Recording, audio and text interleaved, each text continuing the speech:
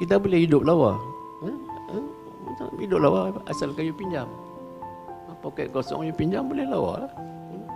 Kerjaan pun begitu juga. Yang kerjaan pinjam to show growth. Kata rakyat, oh look, we have growth 5%, we have growth 6%, we are doing well, we are not in crisis.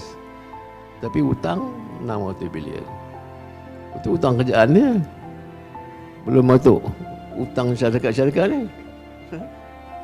Belum masuk hutang rakyat. Rakyat sendiri hutang ni. Kebanyakan penuh syarikat ni.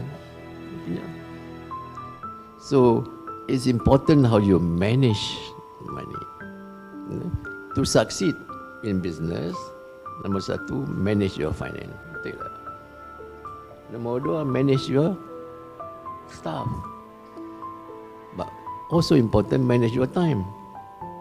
If you can manage these three things, manage your money, manage your manpower, manage your time, you will be successful. Never make sure there is no loss. So every single cent count. But it seems this kerjaan doesn't care. Tapi kita boleh komen macam-macam lah. Saya komen itu marah ni.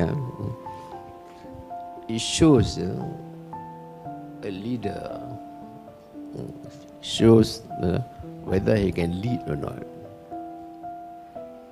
by the way the government spend. There's too much wastage here. There's too much corruption. There's too much money is lost. In the end, you all will have to pay. Kita takut the way the kerajaan is running this economy, rakyat akan marah next election. Mau jaga. Because you cannot keep on, I said, you must tell the rakyat the truth. Because rakyat bukan bodoh.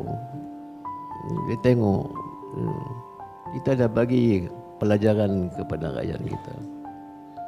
Jadi jangan ingat dia bodoh.